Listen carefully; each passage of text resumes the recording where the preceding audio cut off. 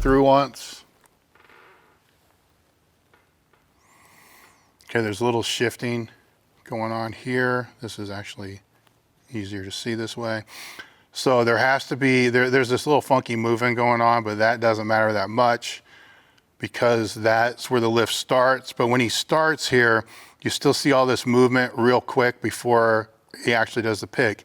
When you're using a monolift and picking like this, you have to have tension, a lot of tension before you even take it out. And he doesn't have enough tension.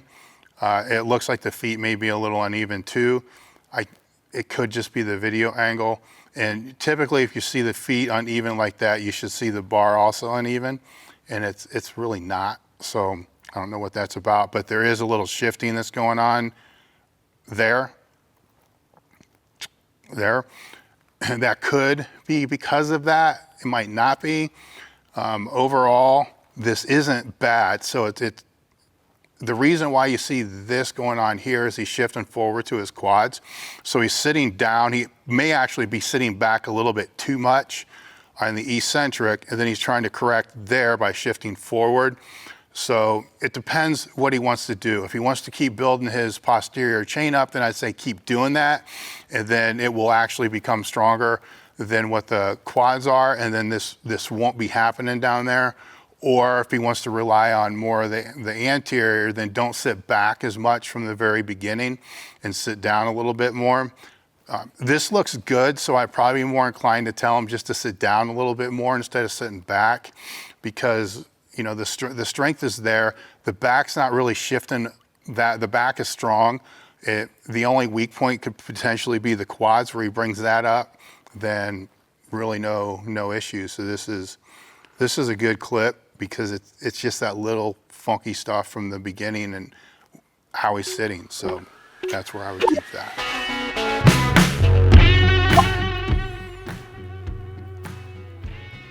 So watch once. I can't see the walkout, so I don't know. That's actually a big part of the lift. So especially from the setup standpoint, because you don't know how they got there.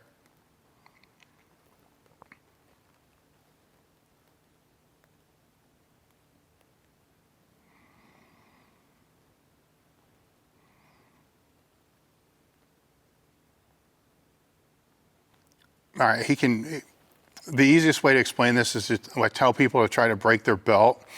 He can create more tension in the torso than what I'm seeing right here. So that's an easy fix. Just try to break your belt from the front, sides, and back.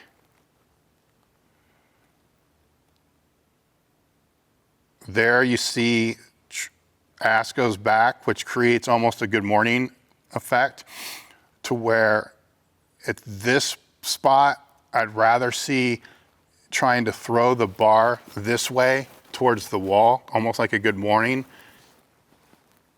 And that's what's kind of going on right there. You see that shifting from the hips to the back, because the hips really aren't, look at what's moving more. The back's moving more here than what the hips are. And what happens when you get to maximal weight, that's going to get you, because either your back needs to be strong as fuck to be able to take care of that, or you need to keep it in better position. So considering this is a technique teardown, we're going to say keep it in better position. So that can all be corrected from going into that position here from the very beginning and trying to throw the bar back. Feet are locked down, they're rooting, bracing, whatever you want to call it, it's good.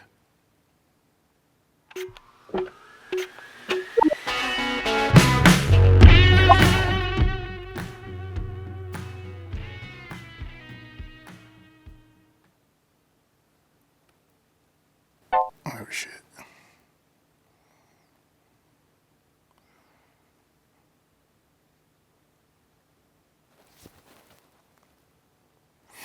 All right. That is actually kind of a position that you would see a clean or a snatch in, where the shoulders are really far in front of the bar. People debate with me on this all the time as far as the shoulder placement goes. When you look at this, position that he's in right here, that's not conducive to lifting big weight because the bar's way too far out in front, and it's going to keep shifting out in front. And it's hard to tell from here, but you see the heel kind of bouncing around just a little bit. So a lot of the weight is on his toes because of that as well. So if he can try to get his weight shifted back so the shoulders are back more, they don't have to be behind the bar. But in this case, if he could just get his frickin' rear delts, and like they are,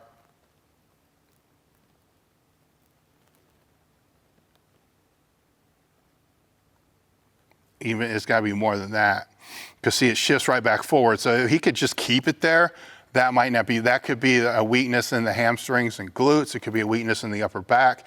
It can just be, not focusing on, but that shift forward, you see the bar actually, the plates roll, and then shifting up onto the feet, keeping the weight back. In this case, I would cue the person to keep the weight on their heels, just to keep that tension on the hamstrings and glutes, to keep the upper back tight, and to get a better starting position for the shoulders. Because of that, this here, he's got no choice but to arch the rest of that up, because in this position here, he's not able to drive his hips to the bar because they're not in a position to do that. They're not, activated to do that. They're just, however you want to say it, they're not in a position to do that because it all started from the start.